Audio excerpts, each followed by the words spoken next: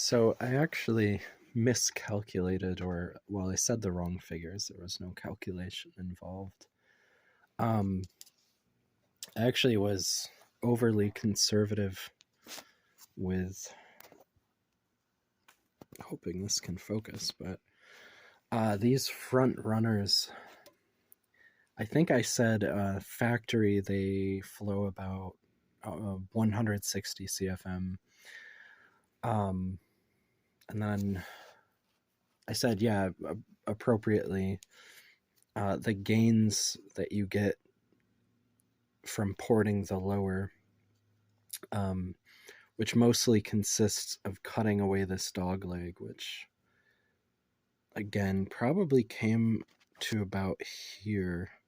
Like that's how much aluminum is actually chunked in there. But um, factory, I have seen at least one flow bench example where these actually flow less than I said from the factory. They're like under 150. Like I saw 146. But then I also underestimated the porting, so I said, oh, maybe it's more like 70, 75 pickup. But actually, on the flow bench, I've seen 246, so they've gone from 146 to 246 um, in at least one example. And I believe I said 230, so just to kind of underrate it or be conservative. But I would say comfortably it's, 230 plus. It could very well be 240 up to 250. But most of the job with these front runners is actually just this dog leg. And the fact is it's restricting, again, 100 CFM is pretty crazy. But anyway, so my new eighth inch rotary is here. Um, I got a killer deal on it. It was like $15 on Amazon, so my grand total is like $18.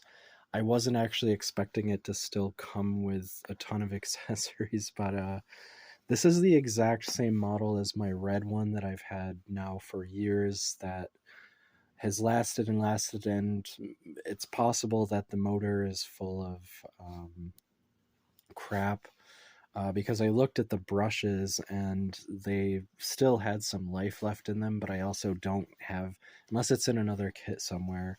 So this is actually the exact same model, and then I have like a handful now of the flex attachment, which comes in handy in tight spots, like especially on the heads, and that I'll be using to blend all of this and sand roll this and finalize the port openings. But um, so, if you know how it works, you basically have one main manufacturer, and then someone's buying bulk to a business or they put their branding on it. The last one I had, like Nico Tools, is one, and I don't know where the hell my red rotary should be up here. That's my flex shaft, and that one is kind of broken to where I have to kind of hold. That's my fault because it fell off the bench and all the weight of the handle fell and it kind of knocked the links out. So the engaging cable kind of comes out of it and I have to hold it with two hands. And it's hard to find just that piece alone without having to buy the whole motor and everything. So, and then again, like I said, I have this pretty old, over 20 years, little rotary tool that fits eighth inch stuff, and it still comes in handy, but I really need the power of one of these, which is like Dremel makes a very typical one, but for $15. Here's the thing: I think the Nico was like 20 back then. The thing is with stuff that's actually this Wen company is a warranty, and the reality is this is gonna last you or the average person like well over a year. Um, like I said, that red one, the same model of this, like possibly components have changed, but I doubt it. It's the same case, same motor, same everything. Um, that thing got through porting a pair of E7s, A lot of work on these ones. So 2 heads, some aluminum stuff. Actually, a lot of the original work on this in the plenum. Tons of artwork and woodwork and stuff like that. I would say they probably have well over it went well over 100 hours. I highly doubt even someone, especially like as a Christmas gift, who's getting even a Dremel brand rotary, um, is using them for like 10 hours, because a lot of times people will pick them up unless you're an artisan and you do like power carving or like this where you're doing metal. A lot of people, this is like a hobby, barely a hobby thing. So even the stuff it comes with, you'll probably never even fully use. So that's really cool. If you're into porting, um, like I suggest in my how-to, obviously, where's my 1/4 inch? I just want to compare a couple things. So I'll show you. So here's an 1/8 inch. So that's what these run. Obviously for scale, that's fairly small if you're going to be doing a whole job, but obviously for detail work, for fine detail, especially like in chamber work where you have to be really careful around seats. So 1/8 inch is really good, especially with things that polish. Like for example, like I use these to polish the chambers, like polishing stones. So 1/8 inch is good, but then you have what's perfect for porting are your 1/4 inch like this. So obviously now, you're like a 10th or a 20th of the size of what you're working on. So very fast work. And then, obviously there's 1/2 inch. But I've gone through a handful of these. So the warranty is pretty cool. I had one that I loved because it had a regular chuck on it, and it opened to like a 1/4 or beyond. And but it was this style. And why that was handy was like doing any restoration work under the van or rust removal. It was really handy to have one that's not an air tool, because I only have like an 8-gallon hot dog compressor. So it puts a lot of strain on the compressor to use like air die grinder constantly, and they don't have the torque. Obviously electric, especially, so that one that I had was actually pretty good. So I don't know, it's really hard, because as amazing as power tools can be, when you really get into the need of certain things, it gets trickier than you might think. And using an angle grinder with any wire brush and stuff gets really heavy to hold elevated or with one hand, and then if you have a respirator on, breathing becomes a thing. So it's too bad I still don't have that one that's working. But as far as like the engine job, for $15, 15, $20, these are amazing. And yeah, if you really wanted to take your time, you could do a whole head job with these. And I did do that before I got smart and got a flex shaft like this with a 1/4 inch and then extended shanks. The only thing I don't have, but are 1/8 inch with aluminum burrs. See, these are double cut burrs. So for ferrous material, iron, you use a double cut. If you go to use a double cut on aluminum, it actually will knock off. I think one of them, it'll actually wear down the cutting portion of the burr, which I don't think this one has any. So you need a single cut. So rather than how that looks with kind of points, it looks like this. But I'm thinking, so see how that's one-sided, but I don't really need to cut aluminum anymore at this stage. Like the rough cuts are done. So realistically, I'm thinking like really a sand roll or even polishing stone, and I can feel some high spots, but to blend the rest of that and then give it, this is the intake side, so this doesn't get, you don't polish anything of the tunnels. A lot of people kind of have that misconception because they hear, oh, port and polish.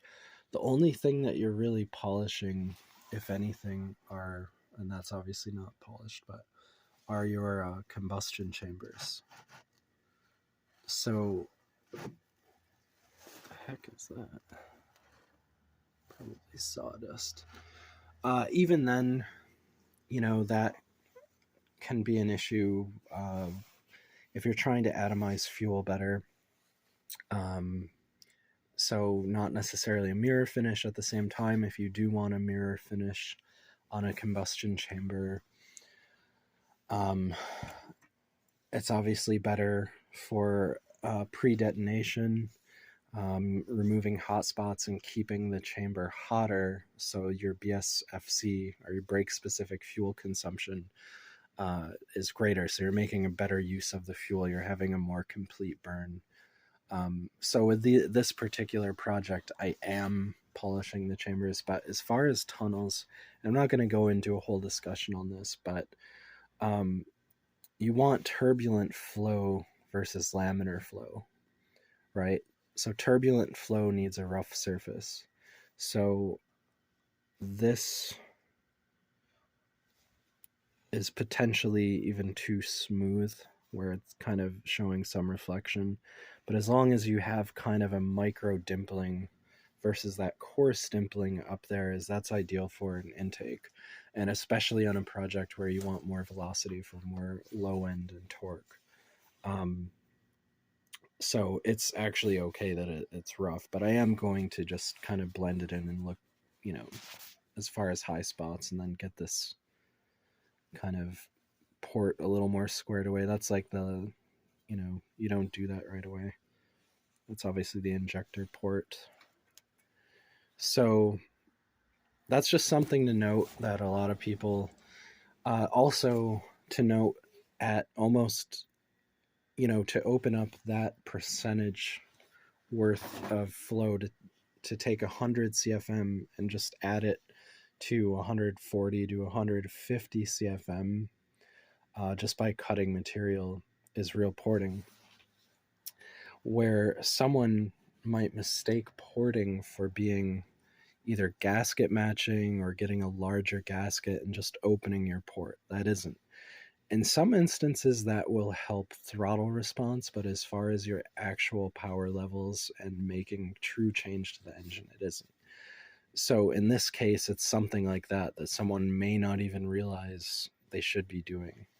And it's too bad I don't have a before and after. And obviously you can see up there how there's still technically a dog leg, you could call that. But toward the roof, now that is a huge change. Like, you wouldn't even see, it's almost like as much as my fingers would fill this area. Well, that's a little exaggerated, like 2 there. And yeah, so that's true porting. A lot of people hear, oh, a ported engine or something, and I think that they think of like marginal gains, like, oh, 10, 20 horsepower. Like, no, we're talking about with a cam change plus porting. In this particular build, we're doubling what the engine was making without a lot of special treatment. Like, it could still run, the timing isn't so far advanced. It's still going to run, like, I'll probably run like a 91 through this, but our compression is like 9 to 1 or less, especially given the chamber work, unless I went to the thinnest possible head gasket, and effectively changing the quench, it wouldn't really, necessitate like, oh, you have to run 93 octane. Like, it's barely going to be over 9 to 1. This could be a much snottier engine, sure, if it were 10 to 1 plus, but I really wanted it to be kind of a regular engine. But Anyway, so that's what's up. At least my tooling's coming in. I have some polishing stones tomorrow.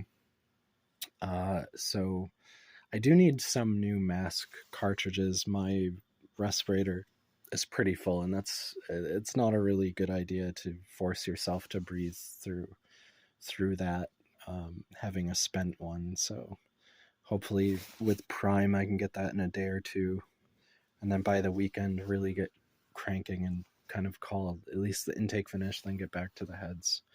Um, but yeah, if you're in the market, don't bother with a Dremel. Seriously, you're never going to. If you're really, you know, anal about it, and you need to have, you know, quality branding, that's your prerogative. But I'm telling you right now, these Chinese ones are, unless you're doing what I'm doing, and I'm not saying I'm the king of rotary tools, and that I use them more than anyone, but it's intensive. I use these very intensively to their maximum. Like I'm talking where this will be running for like 30 minutes, an hour continuous at over well over its minimum speed. Like I'm talking like 15,000 plus RPM, at least mid to high range speed, to the point where you can't touch it. Um, so yeah, for $15, this is incredible. And I may sign up for the warranty, so just get these unlimited. I don't know what the any stipulation is, but the funny thing is, I almost never use these kits, so I have like 3 or 4 of these laying around. So I have tons of these little cut-off discs. Those look like floppy kind of sanding discs, but pretty cool. Obviously, I'm gonna test this tonight. Probably won't do any real cutting, but and these ones now, this is something new, this little plastic thing, but I had to check that the collar is the same diameter, which I can't tell you off the top of my head. I'd say it's like a 1/2 inch,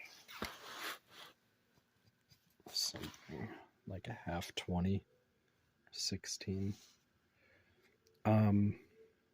But yeah, it is the same tool, and I have that many less hours to complete this whole engine project compared to the last rotary. So I'll have a nice little extra tool, which I won't really be doing, at least that I can see right now in the immediate future, doing anything automotive. So I'm thinking about going, like, I want to do more wood carving. I did get into that, and that was another easy thing. But I'm kind of like, you know, I like tradition. I know that power carving is a thing. I have done some small wood pieces where I have used a grinder, but I kind of wanted to use real chisels, and I've done like at least